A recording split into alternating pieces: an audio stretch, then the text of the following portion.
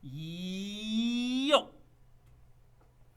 This is Gradius coming at you live to talk about parallel lines that are being cut by a transversal. So, some brand new stuff for you. A lot of vocabulary terms that we're going to get into, and it does matter. So, make sure we get that down and that we're really following along with this, okay? So, first, transversal and parallel lines. We should know what parallel lines are. Parallel lines are two lines that never cross. Those are supposed to be parallel lines. A transversal is just a line that intersects parallel lines. So this would be a transversal because those are my parallel lines. So then this guy would be the transversal because it's going to cross those two lines. If you need to draw a better picture of that, draw a better picture of that. But this is a great description of two parallel lines being cut by a transversal. And that's already in your notes. If you need to draw an arrow to this and say that's a transversal, and draw an arrow and say that's the transversal. But what's also important to note where it says exterior, interior, and exterior, because that's going to help you with these angle pairs that are special angle pairs that are formed by a transversal. So we are learning 4 different types of angle pairs that we need to know about. We need to know about corresponding angles. We need to know about alternate interior angles, alternate exterior angles, and same side interior angles. So when I say we need to know about them, we need to be able to identify what they are. So corresponding angles are angles that are on the same side of the transversal and on the same side of the parallel lines. So here's what I mean by that. Let's look at angle 1 here. So angle 1 is above angle A, and it's on the left side of the transversal. So its corresponding angle would be above line B and on the same side of the transversal. So because it's on the left side of the transversal, its corresponding angle has to be 3, 5, or 7 because it has to be also on the left side. Also, because it's above line A, it's got to be above line B. So angle 1 is corresponding with angle 5. Here's the cool part. So angle 1 and angle 5 are corresponding. Here's the cool part about corresponding angles. And let's put a little note somewhere near this in your notes. They are equal to each other, or they are congruent. So let's put congruent or equal to each other. So corresponding angles are the same angle. What I mean by that, if angle 1 is 28 degrees, angle 5 is 28 degrees. That's why they're unique. Go ahead and list, see if you can, let me show you another pair of corresponding angles. So let's look at angle 2. Angle 2 is corresponding, so it's on the top and on the right. Top of the parallel, right of the transversal, so I need to go top of the parallel, right of the transversal, so that would be angle 6. So 2 and 6 are corresponding angles. Go ahead and list the last 2. Okay, 3 and 7 are corresponding. And let's see here, last but not least, 4 and 8 are corresponding. Okay. All right. I'm going to clear it so we can talk about alternate interior. So alternate interior angles. They are non-adjacent, so they're not next to each other. But they're angles that lie on opposite sides of the transversal. So corresponding, they had to be on the same side of this transversal, right? Well, now alternate means they're on opposite sides. Interior means they're on the inside. So alternate interior angles, if they're on opposite sides and they're in the interior has to be in between the parallel lines. So alternate interior, if I looked at 3, it's on the interior. 1 and 2 can't possibly be alternate interior or be involved because they're on the exterior, same with 7 and 8. So they have to be on the same side. They both have to be interior. They cannot be adjacent. And they have to be on opposite sides of the transversal. So alternate interior would be 3 and 6. They're on opposite sides, not next to each other, and they're both on the inside. These are also congruent. They're also the same angle. So 3 and 6 are alternate interior angles, and then 4 and 5 are also alternate interior angles. Alternate exterior angles are very similar, except for now they're on the outside instead of the inside. So they're in the exterior. So what I mean by that is 1, this is in the exterior, and 8, they're on opposite sides, and they are both in the exterior, so 1 and 8 are alternate exterior. So if 1 and 8 are alternate exterior, then 2 and 7. And again, if you're kind of wondering yourself, like, what are we doing right now? Again, it is just identifying these unique pairs, because then once we know all these unique pairs, we can easily find the measure of certain angles based on a minimum amount of information. Alternate exterior angles are also congruent. So they're also the same angle. Finally, same side interior angles. Same side means they're on the same side of the transversal, and they're on the inside of the parallel lines. So interior is in that middle section between the parallel lines. So same side interior would be 3 and 5. Because they're on the same side of the transversal, and they're in the interior of the parallel lines. 4 and 6 are also same side interior.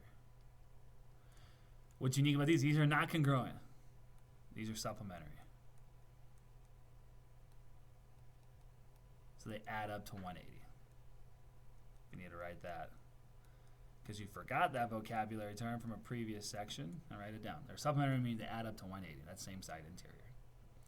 So these are our angle measurements, that vocabulary terms that we have to know. Now, what we do is we use this information to figure out the measure of certain angles. So what I mean by that, if I know that the measure of angle 7 is 125 degrees, and it's saying find the measure of angle 2, which is up here, I can find that out because I know these are related in a special way. These are a pair that we just learned about, and we just learned that this pair is congruent to each other. These are alternate exterior angles. So because of that, the measure of angle 2 is 125. They're both on opposite sides of the transversal. They're in the exterior of the parallel lines.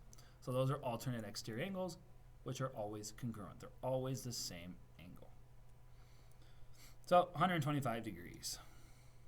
That's it. So you're going to have to tell me the measure of the angle, and you might have to tell me why you know that. You might say, oh, they're 125 degrees because they're alternate exterior angles. They're equal to each other. Now you might have to solve some equations as well. So if I have to find VWZ, that's VWZ. It's asking me to find the measure of this angle right here. Well, I know the measure of this angle is 3x. Okay.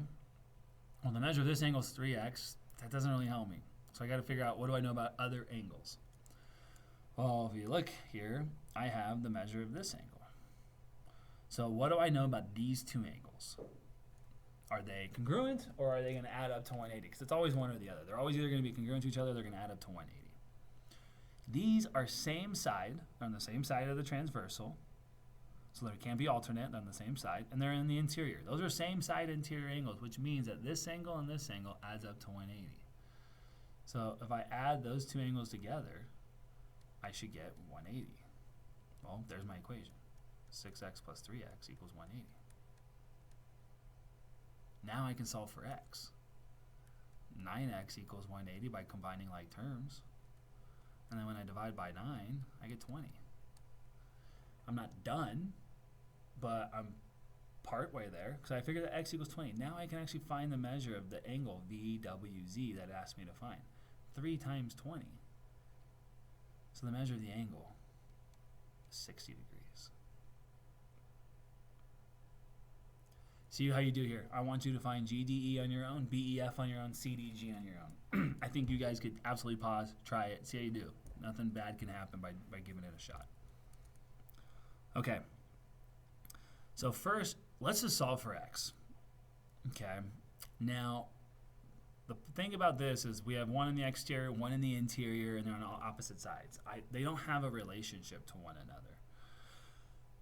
So what we're going to do is we're then going to figure out, okay, they don't have a relationship to one another, but I know other relationships that can help me find angles that have a similar relationship. So here's what I mean by that.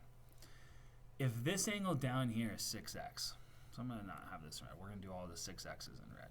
If this is in 6x, if I found its corresponding angle, the corresponding angle would be right here. So that means this also is 6x right here. Okay? That's one way to do this. I also know if this is 6x, you guys might recall knowing about vertical angles. Well, vertical angles are angles that are right across from one another.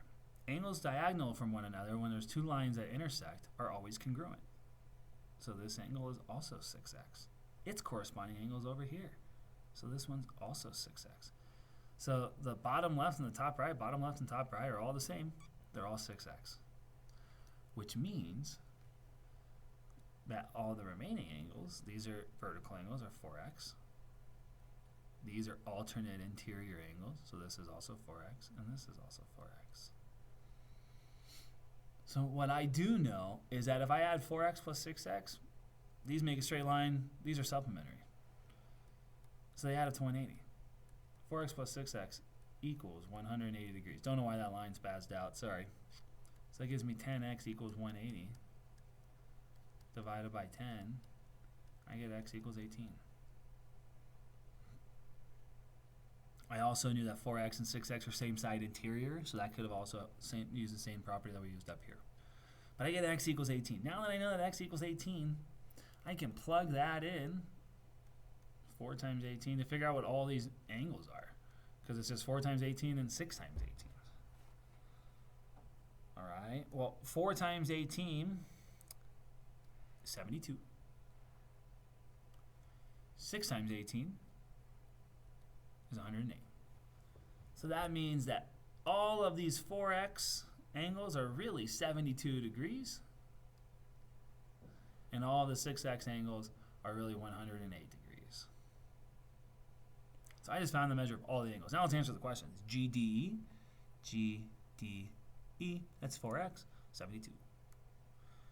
BEF, BEF, that's 6x, 108. CDG, CDG, that's 6x, also 108. And I'm done. So that's one of the things with all of these parallel lines cut by transversal. They're all going to be two angles that add up to 180. So if I have parallel lines cut by this transversal and I tell you that this is 89 degrees, you can now tell me every single measure of all the other angles. Because this also has to be 89. This has to be 89 right here. Oh, no, sorry. I confused myself. All right, let's make this a little bit bigger. Nah, it's fine. So these are corresponding. So this is also 89, and this is 89. So the top right, bottom left, top right, bottom left. And if those are 89, the other side's got to add up to 180, which is 91. So it'll be 91 on all the others.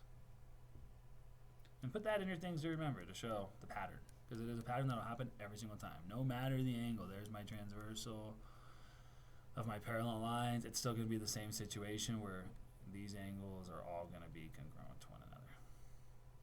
All right, find the measures. Not in the note takers, needs to be copied, as you can see. So find the measure of these angles. Thank you. If you have any questions, let me know. Critique's out.